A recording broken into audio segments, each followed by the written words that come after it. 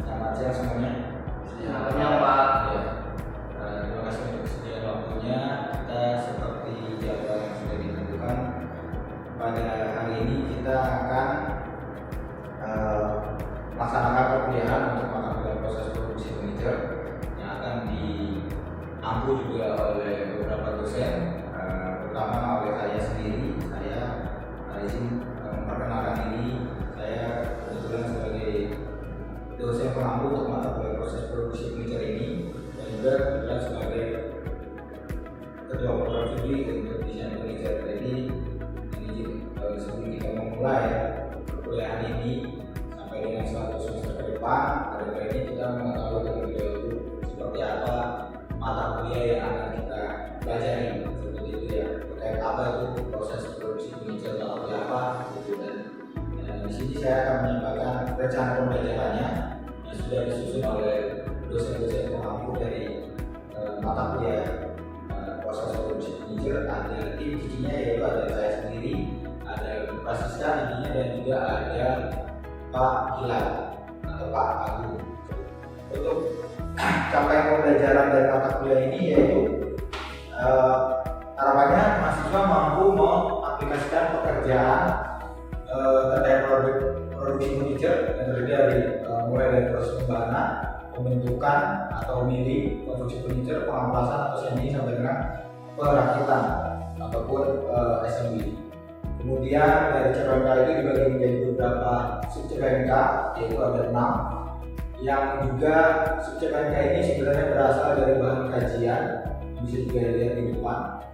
Dimana sub CPMK dari mata kuliah ini, yang pertama mahasiswa itu nantinya mampu menjelaskan mesin-mesin yang digunakan dalam proses produksi furniture. Kemudian mahasiswa mampu mendeskripsikan alur proses produksi furniture, dan juga mahasiswa mampu menjabarkan gambar kerja produk furniture. Mahasiswa juga mampu mengkalkulasi dari kebutuhan bahannya. Terus mahasiswa juga mampu menerapkan semua prosesnya, mulai dari pembahanan sampai dengan perakitan. Dan terakhir, mahasiswa mampu memecahkan masalah dalam proses pembuatan furniture. Jadi mahasiswa bisa mencari solusi ataupun melakukan evaluasi apakah ada kendala dalam proses produksinya, dan itu juga untuk perbaikan ke depannya. Sebelum juga kita melihat apakah 1 semester ini atau 14 pertemuan ke depan kita akan belajar apa saja, kita lebih baik terlebih dahulu melihat deskripsi dari mata kuliahnya itu sendiri, yaitu proses produksi furniture merupakan mata kuliah praktikum. Jadi satu SKS-nya adalah 110. Kalau tadi kita lihat dia 2 SKS, berarti 170 kali 2, 340 menit untuk satu pertemuannya, atau mendekati 1 hari 1 pertemuan, yang bertujuan untuk memberikan pengalaman kepada mahasiswa bagaimana proses produksi pada sebuah industri furniture. Mahasiswa terlibat langsung dalam proses produksi furniture yang dilakukan di workshop furniture. Jadi seperti yang kita ketahui, seorang desainer itu kadang-kala di industri mendapat posisi di bagian R&D itu sebagai supermarket atau di bagian pengolahan mesin, tapi mesinnya mungkin CNC, yang terkait CNC ya. Nah, oleh karena itu, karena hubungan dengan supermarket, harapannya mahasiswa juga mengetahui bahwa proses produksi ini menggunakan mesin apa, dan kira-kira kita bisa nggak mengerjakannya di pabrik tersebut. Apakah kita perlu melakukan penyesuaian dengan mesin yang ada di pabrik, ataupun kita melakukan perubahan-perubahan atau redesign dari desain yang sebenarnya kita harapkan mungkin, tapi masih bisa ada toleransi ataupun perubahan yang masih tidak signifikan dan masih bisa di win-win solution antara desain dan produksinya. Seperti itu. Kemudian terkait pustaka ataupun referensi yang kami pakai untuk mata kuliah ini dalam penyusunan LPS-nya, kami menggunakan 7 referensi yang terdiri dari buku, dan itu juga menjadi buku-buku yang selalu diandalkan dalam proses produksi di Indonesia maupun di perguruan tinggi lainnya, terutama juga terkait konsumsi. Kemudian kita masuk ke pertemuan-pertemuan tiap pertemuannya, deskripsi detailnya dari setiap pertemuan, yaitu pertemuan 1 dan 2 itu kita masih menjelaskan lebih kepada dasar terkait teori tentang mesin dan juga alur dari proses produksi furniture. Kita masih memberikan semacam pengayaan dan juga contoh-contoh ataupun benchmarking yang ada di umumnya di industri tentang proses produksi yang efisien dan efektif. Kemudian di pertemuan 3 dan 4 kalian akan masuk ke gambar kerja. Ya, kalian perlu sebagai desainer perlu mengetahui gambar yang kalian buat itu bisa dimengerti ataupun bisa segera dilaksanakan oleh bagian operator ataupun bagian produksi atau tidak, seperti itu. Apakah ada kekurangan dalam detailnya ataupun ada yang ukuran yang kurang tepat, seperti itu. Nah, dan selama 1 semester ini, selama 16 pertemuan ke depan, itu proses dari kuliah ini kita lakukan secara diskusi di lapangan, di workshop, dan mungkin beberapa pertemuan kita juga ada di kelas untuk membahas terutama terkait dasar-dasar dan juga terkait evaluasi dari proses produksi atau permasalahan dan kendala yang kita temui di proses produksi. Kemudian untuk pertemuan kelima kita akan membahas tentang bagaimana menghitung kebutuhan bahan dari produk furniture yang akan kita buat. Kemudian di pertemuan 6, 7, 8 adalah UTS. 6, 7, 9, dan 13 itu merupakan rangkaian dari proses produksi furniture pada umumnya yang ada di industri ataupun ada di khususnya di perusahaan furniture, mulai dari pembahanan, produksi furniture, pengemasan, dan perakitan, seperti itu. Kemudian di pertemuan terakhir, 2 terakhir di 4 dan 15 kita akan belajar menganalisa atau mengevaluasi proses yang selama ini sudah berjalan, apakah sudah tepat, apakah perlu ada perbaikan, dan apakah ada kendala yang bisa kita carikan solusi. Untuk UTS dan UAS dilaksanakan di pertemuan ke-8 UTS dan pertemuan ke-16 adalah UAS. Terakhir terkait nilai, yang nilai itu ada beberapa aspek, ada 3, yaitu dimulai dari sikap yang terdiri dari keaktifan, tanggung jawab dalam menyelesaikan tugas, dan kehadiran. Kemudian untuk pengetahuan terkait penguasaan materi yang dibutuhkan dalam pengerjaan produk. Jadi dalam membuat produk itu kita juga harus mengetahui terkait informasi mesin yang tepat untuk menghasilkan komponen ataupun produk dari furniture yang sudah didesain, dan kita juga perlu mengetahui cara-cara ataupun tahapan-tahapan dalam setting maupun pengoperasiannya. Kemudian yang ketiga adalah terkait keterampilan, tentunya dalam kreativitas membuat produk dan kualitas produk yang dibuat. Jadi di sini juga mahasiswa itu diminta bisa menggali lebih bagaimana dalam menghasilkan produk furniture ini ada teknik-teknik yang lebih efisien dan efektif yang mungkin bisa lebih baik dari yang sebelumnya. Sedangkan untuk bobotnya sendiri secara persentase dibagi menjadi 15% hasil kerja, 15% sikap kerja, 20% laporan kerja, 20% UTS, dan 30% puas. Itu yang punya kita yang lebih sering pakai. Nah, ini seperti ini. Ya. Ini nah, punya kita mungkin gak paham saya, mungkin belum ada waktu beli belum versi ini.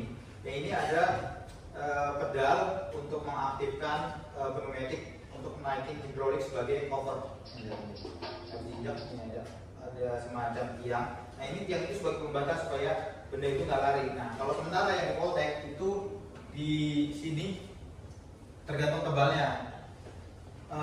Dikasih nail gun atau ditembak. Tapi di sini nggak langsung, ini kan ini meja yang punya si ini, punya si arsiteknya. Nah kita kasih lagi satu di sini semacam MDF yang dijadikan alas, kemudian baru benda kerjanya di atasnya si MDF gitu. Jadi nggak akan langsung merusak ke sini. Nah kalau yang ini yang punya ini berarti mungkin juga alasnya nanti bendanya di atasnya. Cuman dia kelebihannya mungkin dengan yang punya kita kalau di sini bendanya kita tembak, jadi tembus ke MDF tembak, dan itu tebalnya atau panjangnya si nailgunnya atau si paku tembaknya itu tergantung tebalnya bahan. Biasanya kita pakai plywood 18 atau pakai MDF 18 juga. Berarti kita cari yang ukuran 1 inch 2,5 cm ya. Berarti dia tembus 18 masuk ke sini 7. Nah, jadi lumayan. Tapi ya tahu sendiri kan nailgun itu kan lurus kecil, jadi memang perlu beberapa titik supaya nggak tergeser. Karena putaran dari mesin seri itu bisa membuat benda bergeser karena dia mutarnya sambil bergerak mendorong, apalagi kalau bendanya keras ya. Kalau bendanya keras terus kalian adu dengan mata pisau, meskipun mata pisaunya ya harusnya dipastikan. Kayak kemarin kan saya pernah ngajarin tentang pergerakan yang double spindle mental itu bisa feedback ke kita. Itu kalau kalau bendanya keras kita nggak kuat balik ke sini, atau pisaunya tumpul jadi nggak makan malah jadi ngedorong gitu ya. Nah makanya sama ini prinsipnya, si spindle, si router ada as gitu untuk memotong, dan itu lumayan bisa menggeser dan makanya dikasih penahan. Kalau yang ini modelnya penahan, kalau kita modelnya nail gitu, ditembak ke nah ini kan dia kebetulan punya papan yang sudah dilaminasi dengan APL kali ya. Jadi di atas ini kayak kita bisa ngasih ukiran atau memotong bahan yang panel-panel, misalnya mungkin lemari atau kabinet. Kita tinggal potong-potong nih, kita cepat aja ya.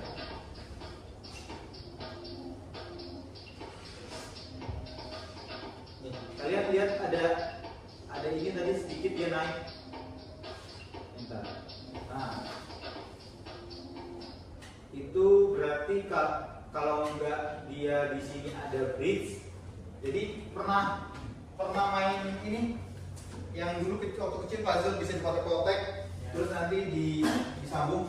Itu kan nggak murni dia lepas kan, dia kayak ada penghubungnya dikit-dikit kecil yang harus kita gunting atau kita Voltec dikit biar lepas dari kartonnya. Nah itu ada di sini. Jadi kalau dia naik ini set gitu, itu berarti ada bridge-nya. Nanti kita bikin. Nah, biar nggak bergeser, jadi menjaga itu tetap di situ, dan itu nggak terlalu dalam. Kalau saya biasanya ini ke 18, saya paling kasihnya 5 mili dan itu lebarnya 5 mili. Jadi kayak nanti di bawah, paling bawah tuh ada gini, dudukan gitu kecil, supaya nanti gampang ngambilnya, dan di luar nanti bahan kalian bisa potek gitu atau dipahat untuk memutuskan. Ya. Ini skip aja, dia akan membuat bentuk sesuai desain kita. Nah kita nanti tugasnya adalah mendesain. Nah ini juga kelebihan mesin yang ini, versi yang ini mungkin lebih dari punya Voltec yang lebih bagus. Dia punya pendorongnya, jadi kalau udah selesai didorong. Dan dia kan ada penghantarnya tadi, ada di penghalangnya bukan penghantar tadi. Nah ini dia dorong, mesinnya udah selesai. Kita tinggal ambil. Kalau punya Voltec kita masih harus tadi yang saya bilang nail diangkat kalau biasanya sih pakai obeng minus ya, fungsinya kayak liris gitu, mengangkat supaya nggak nempel, itu mengangkat paku yang nempel. Oke, sekarang kita praktek, dibuka akhirnya ya. Nah, udah yuk. Dibuka akhirnya udah. Jangan dulu new model ya. Mulai dari nol dari awal. Mulai dari nol. Jangan dulu new model ya. Nanti belajar mengisi modelnya juga dimensi. Keluar sampai keluar menentukan ini banget. Sampai di posisi ini. Kalau saya punya contoh beberapa memang karena saya sering pakai software ini. Nah, kita mau bikin new model ya. Nah, ini tinggal diklik aja. Nah, ukurannya kita tentuin aja mau bikin papan nama sebenarnya, tapi ya belum bisa direalisasikan. Kita pura-pura bikin papan atau mungkin ukuran ini aja 20 kali 200 kali 400. Oke. Jadi satuannya mili ya, ada yang inci, tapi kita biasanya pakai satuannya mili. 200 untuk lebarnya, widthnya, terus tingginya 400. Oke. Oke ya. Ini tuh nggak butuh internet harusnya.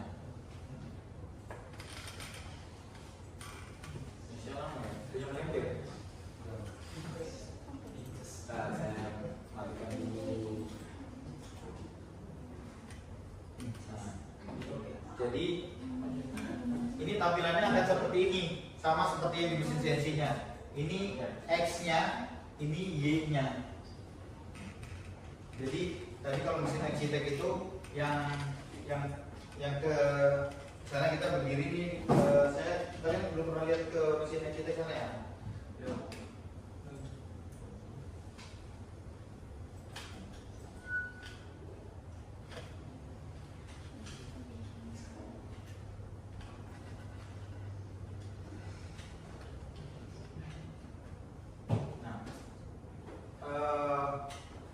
Kontrolnya itu biasanya di sini.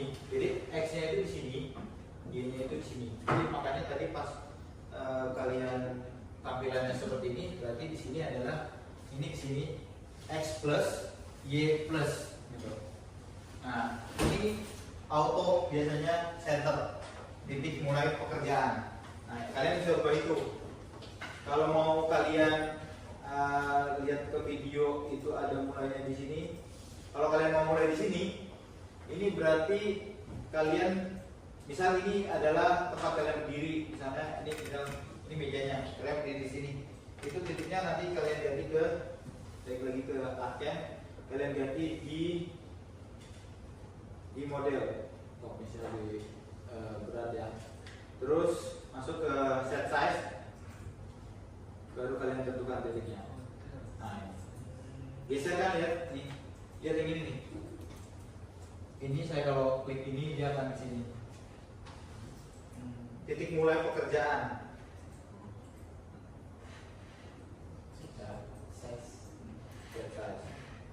Ya. Oke.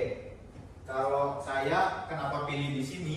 Karena pas di mesin, ini kalau kita bayangkan di mesin, memang enaknya langsung di sana ya bawa komputer. Tapi kalian nggak akan mencoba bisa yang sulit karena harus bawa laptop. Nggak semua kan juga kan punya laptop. Nah, kalau saya lebih pilih kenapa tadi titik yang itu karena di sini itu lebih dekat dengan remote-nya. Jadi remote-nya itu ada di sini nih. Ini ada mesinnya, ada remote-nya. Kalian harus menentukan titik 0. Nanti ada di remote itu X, Y sama dengan 0. Kalian pencet klik terus baru nanti ada di konfirmasi oke. Kalian mau mengklirkan itu sebagai X-nya sama dengan 0. Tuh. Ya, kita balik lagi ke AutoCAD. Nah, kita mau bikin nama masing-masing ya. Kita mau bikin nama masing-masing biar anak-anak kita ingat gitu. Maksudnya supaya tahu gitu. Nama bapak itu siapa. Nah, posisinya kalau mengedit itu harus di 2D. Jadi kita posisi sekarang di 3D view. Oke, sheet yang kedua. Nah, kita pindah ke sheet yang pertama itu akan dibilang 2D view. Nah, kalian mau bikin apa itu dilakukannya di sini.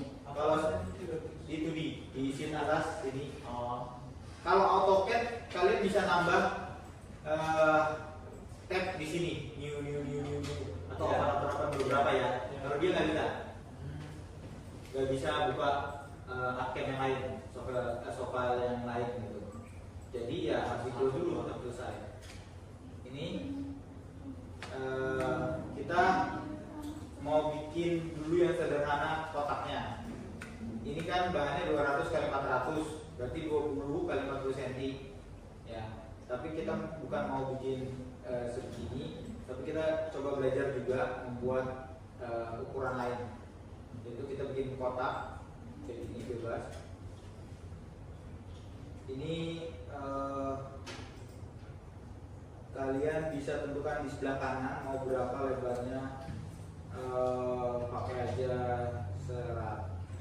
widthnya 100, terus ini 50. Nah, terus titiknya mau kalian bikin titik 00, pasti dia akan di bawah, benar kan? Nah, kalau mau di center point yang tadi yang 100, ini 200. 200. Nah, kenapa saya center pointnya 100 sama 200? Karena itu bagi tengah-tengah dari si bendanya. Tadi kan saya bilang saya punya bahan 200, berarti tengah-tengahnya 100. Saya punya bahan 400, berarti ininya 200 gitu. Ya. Tapi kalau kalian mau bikin 00 juga nggak apa-apa. Cuman dia akan keluar dari objek, keluar dari benda. Nih, kalian atur center pointnya 0.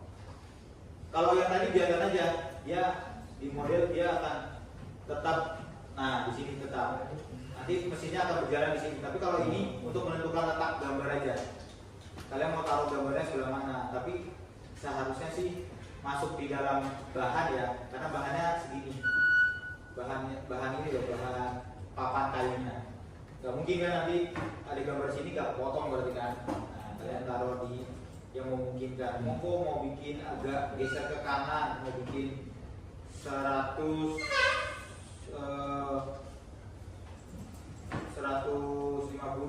kita lihat dia ada di mana. Terus ininya 50, dia ada di mana.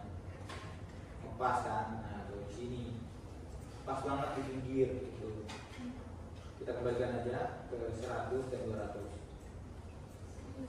Dan mau berubah sih. Kadang harus oke.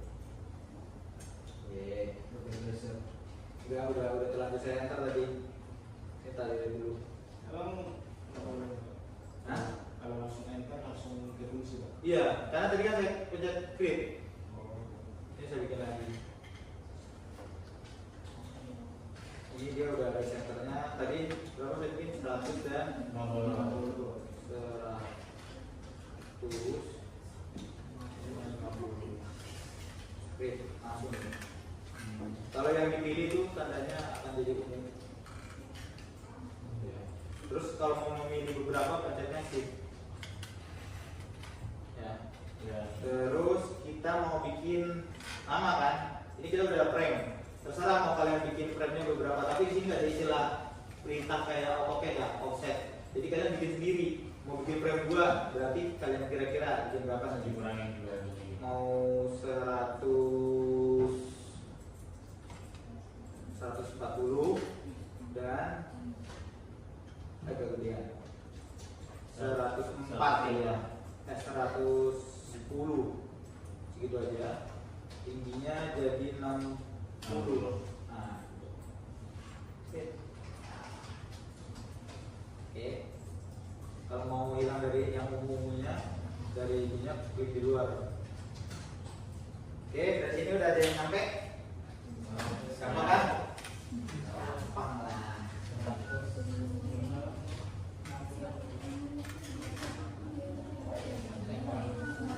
Sama bikin rectangle lagi tapi lebih besar. besar baru kecil. Nah, bentuk kayak mas gambar dibesarin kalau terlalu kecil biasanya dibully.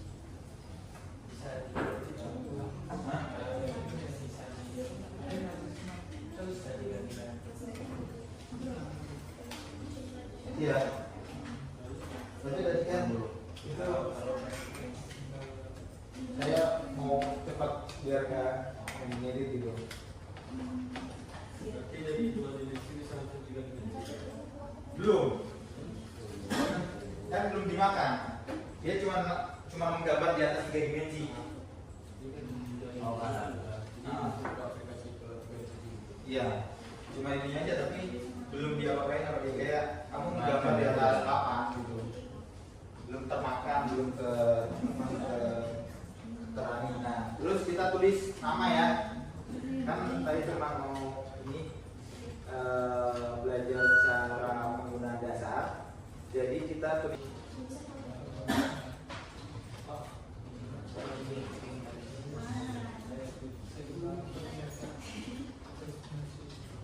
ini kekurangannya dengan AutoCAD dia nggak ada snapnya. Makanya enak gambar di AutoCAD. Jadi kalau gambar di AutoCAD saya ajarin yang gambar yang tinggal import itu kalian di AutoCAD-nya simbolnya .dsf ya. Otak. Ada yang punya gambar 2D mau dimasukin ke sini bisa juga. Ini saya simpan dulu. Simpannya seperti biasa AutoCAD sama aja. Dia nanti akan disimpan .art saat dia latihan. Kita anggap latihan ini ya. Nah, kemarin nih, makanya kemarin online kan saya ada minta dibuat 2D. Itu tujuannya seperti ini. Saya import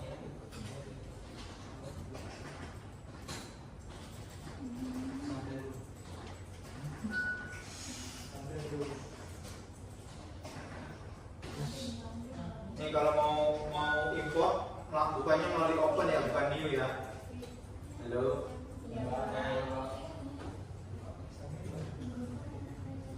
Saya contoh ini.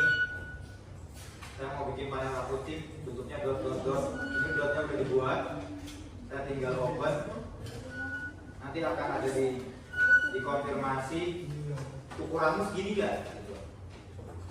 Jadi harus dipastikan gambarnya ini 2D. Oh ini saya hapus dulu deh. Ini udah ada area. Size-nya dikecil di Nah kayak gini. Import ini saya dari file DSF. Atau kita open lagi, kita cari DSF yang lainnya. DSF di wall panel atau di media yang mana ya? Parameter polyjet. Ini DSF.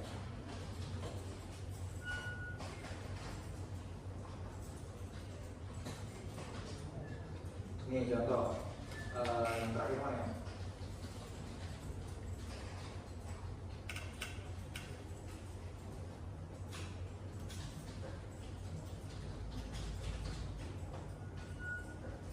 Nah ini terakhir. Iya, pada DSF. Kalian boleh cari file AutoCAD kalian, tapi nggak di situ ya. Ini di AutoCAD kalian